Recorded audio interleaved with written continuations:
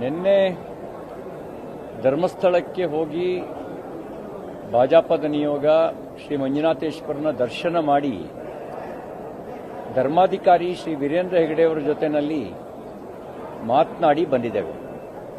ಈ ಸಂದರ್ಭದಲ್ಲಿ ಸರ್ಕಾರಕ್ಕೆ ಆಗ್ರಹಿಸೋದಿಷ್ಟೇನೆ, ನಾವು ತನಿಖೆಯಲ್ಲಿ ಹಸ್ತಕ್ಷೇಪ ಮಾಡಲ್ಲ. ತನಿಖೆ ಪಾರದರ್ಶಕವಾಗಿರಲಿ, ಪ್ರಾಮಾಣಿಕವಾಗಿರಲಿ ಅಂತ ಅಷ್ಟೇನೆ ನಮ್ಮ ಆಶಯ. ದೂರುದಾರ ತೋರಿಸಿದ 17 ಜಾಗಗಳಲ್ಲಿ ನಮಗೆ ಸ್ಥಳೀಯವಾಗಿ ಸಿಕ್ಕಿರೋ ಮಾಹಿತಿ ಪ್ರಕಾರ 16 ಜಾಗಗಳಲ್ಲಿ ಯಾವುದೇ ಅವಶೇಷಗಳು ಸಿಕ್ಕಿಲ್ಲ.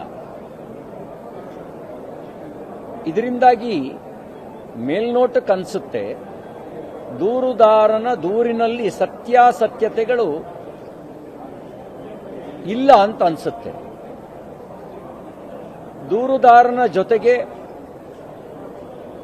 ಹಲವರು ಪಿತೂರಿ ನಡೆಸಿ ಧರ್ಮಸ್ಥಳ ಧರ್ಮಾಧಿಕಾರಿ ಹಿಂದೂ ಧಾರ್ಮಿಕ ಶ್ರದ್ಧಾ ಕೇಂದ್ರದ ವಿರುದ್ಧ ಅಪಪ್ರಚಾರ ಮಾಡುವ ಯೋಜನಾಬದ್ಧ ಷಡ್ಯಂತ್ರ ನಡೆಸಿದ್ದಾರೆ ಅಂತಕ್ಕಂಥ ಅನುಮಾನ ಬರ್ತಾ ಇದೆ. ಇದಕ್ಕೆ ಪೂರಕವಾಗಿ ಕೆಲವು ಯೂಟ್ಯೂಬ್ ಚಾನೆಲ್ಗಳು ತನಿಖೆಗೆ ಮೊದಲೇ ಧರ್ಮಸ್ಥಳದ ಬಗ್ಗೆ ಅಪಪ್ರಚಾರ ಶುರು ಮಾಡಿದ್ರು. ಧರ್ಮಾಧಿಕಾರಿ ಅವರ ಕುಟುಂಬದ ಬಗ್ಗೆ ಅಪಪ್ರಚಾರ ಪ್ರಾರಂಭಿಸಿದರು. ಈ ಎಲ್ಲ ಹಿನ್ನೆಲೆಯಲ್ಲಿ ನಾನು ಮುಖ್ಯಮಂತ್ರಿಗಳಿಗೆ ಆಗ್ರಹಿಸೋದು, ಉಪಮುಖ್ಯಮಂತ್ರಿಗಳು ಹೇಳಿರೋ ಪ್ರಕಾರ ಒಂದು ಷಡ್ಯಂತ್ರ ಇದೆ ಅನ್ನೋದು ಮೇಲ್ನೋಟಕ್ಕೆ ಅನ್ಸುತ್ತೆ. ದೂರುದಾರನನ್ನ ಮಂಪರು ಪರೀಕ್ಷೆಗೆ ಒಳಪಡಿಸಿ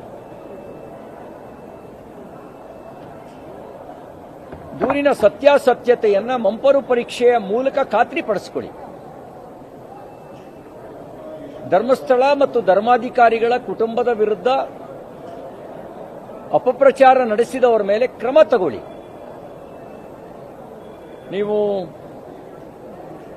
ಖ್ಯಾತ ಚಲನಚಿತ್ರ ನಟಿ ರಮ್ಯಾ ಅವರ ಬಗ್ಗೆ ಅವಹೇಳನ ಮಾಡುವವರ ಬಗ್ಗೆ ಕ್ರಮ ತಗೊಂಡಿದ್ದೀರಿ, ಸಂತೋಷ. ಕೋಟ್ಯಾಂತರ ಜನ ಭಕ್ತರ ಶ್ರದ್ಧೆಯ ಭಾವನೆಗೆ ಬೆಂಕಿ ಇಡುವ ಷಡ್ಯಂತ್ರ ನಡೆಸಿದವರ ಮೇಲೆ ಕ್ರಮ ಯಾಕಿಲ್ಲ? ಈ ಕ್ರಮ ತೆಗೆದುಕೊಂಡು ಈ ಸರ್ಕಾರ ಷಡ್ಯಂತ್ರದ ಭಾಗ ಆಗಿಲ್ಲ ಅನ್ನೋದನ್ನು ನಿರೂಪಿಸಬೇಕು. ಇಲ್ಲದೇ ಇದ್ರೆ ಅನುಮಾನ ಸರ್ಕಾರ ನಡೆಸುವವರ ಮೇಲೆ ಬರುತ್ತೆ. ಯಾಕೆಂದ್ರೆ ಜಿಲ್ಲಾ ಉಸ್ತುವಾರಿ ಸಚಿವರು ಹೇಳಿದ್ರು, ದಿನೇಶ್ ಗುಂಡೂರಾವ್ ಅವರು, ಎಡಪಂಥೀಯ ಸಂಘಟನೆಗಳ ಒತ್ತಡಕ್ಕೆ ಮಣಿದು ಈ ನಿರ್ಣಯ ತೆಗೆದುಕೊಂಡ್ವಿ ನಾವು ಅಂತ.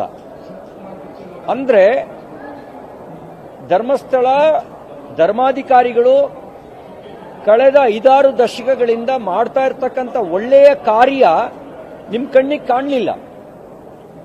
ಭಕ್ತರ ಭಾವನೆಗಳಿಗೆ ಗೌರವ ಕೊಡಬೇಕು ಅಂತ ನಿಮಗೆ ಅನಿಸ್ಲಿಲ್ಲ. ಕೇವಲ ಎಡಪಂಥೀಯ ಸಂಘಟನೆಗಳ ಒತ್ತಡಕ್ಕೆ ಮಣಿದು ನೀವು ನಿರ್ಣಯ ತೆಗೆದುಕೊಂಡಿದ್ದೀರಿ ಅಂದ್ರೆ ಇದಕ್ಕಿಂತ ಅಪರಾಧ ಇನ್ನೊಂದಿಲ್ಲ. ಈ ಹಿನ್ನೆಲೆಯಲ್ಲೇನೆ ಯೂಟ್ಯೂಬರ್ಗಳ ಮೇಲೆ ನೀವು ಕ್ರಮ ತಗೊಂಡಿಲ್ಲ ಅಂತ ಹೇಳಿ ಜನರಿಗೆ ಭಕ್ತರಿಗೆ ಅನುಮಾನ ಇದೆ. ಅವರ ಮೇಲೆ ಕ್ರಮ ತಗೊಳ್ಬೇಕು ಮತ್ತು ದೂರುದಾರನನ್ನ ಮಂಪರು ಪರೀಕ್ಷೆಗೆ ಒಳಪಡಿಸಬೇಕು ಅಂತ ನಾನು ಆಗ್ರಹಿಸ್ತೇನೆ.